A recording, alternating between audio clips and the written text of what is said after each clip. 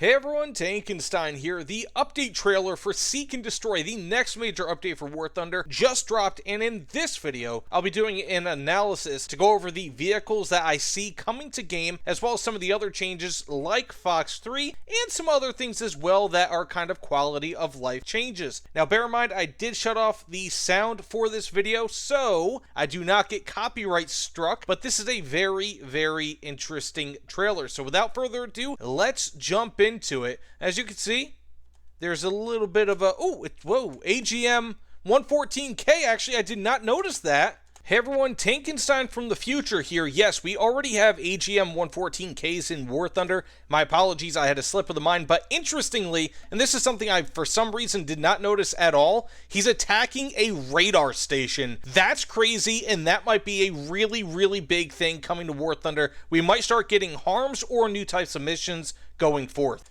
So we are getting AGM 1. Did we have those before? I'm not entirely sure.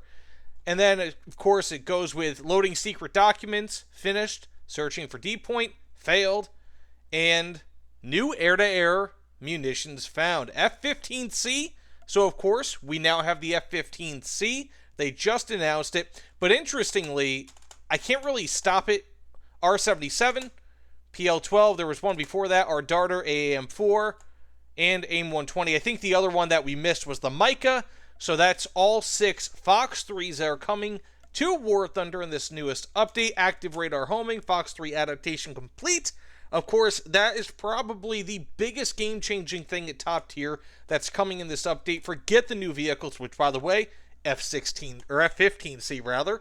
Forget the new vehicles that are coming. The biggest change will be the Fox 3 missiles. And as you can see here, 240 flares. You have a brand new MFD, so basically kind of the cockpit multifunction displays. We are getting updated ones, it looks like, in this new trailer or in this new update. And I think, is that the Namer IFV? Might be. Either that, I know we are getting the Desert Warrior, or at least that has been quote-unquote leaked. So forgive me, I'm not really great with IFVs, but I believe that's the Namer. I think those are Chinese IFVs. I'm not entirely sure what type. We do have some sort of low BR. Let me just go back here. It looks like a low BR. I'm not entirely sure what that is, but I do know, and spoiler alert, we're going to see it in just a second, we are having Belgium and the Netherlands joining the French as their own kind of combined sub-tech tree. And then we, of course, have the JA-39C, which is really cool. And again, I'm not entirely sure what type of vehicle that is, but I believe it's a low BR, whatchamacallit. And then one thing that we have interesting here, that's the MiG-21 Bison. That is an Indian upgraded MiG-21, which means that, being that the British have the Indian sub-tech tree, guess what? The British are now, on top of having a T-90 variant, they're getting their own MiG-21. Absolutely wild. Absolutely wild. And here we have it again, officially. We have the French, Belgian, and Netherlands combined tech tree. Very interesting in my opinion. And of course, the F-16C, if I'm not mistaken, or A, for the Netherlands, or for Belgium rather.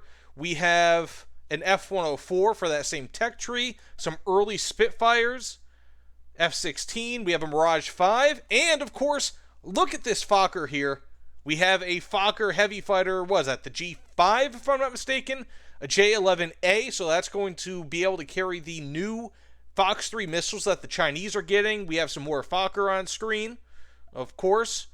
And of course some more Fox 3. And then of course the Namer, that is the new Conrad, if I'm not mistaken, or not the Conrad, but rather the Condor, if I'm not mistaken. It's a new type of ship that is coming to the German coastal tech tree that will have Strela anti-aircraft missiles, which is ridiculous. Here we have an Su-22 variant being shot down, and more J-11A, which is cool. That was the Su-27SM, which has already been announced, and it's blowing stuff up, and we have some more ships.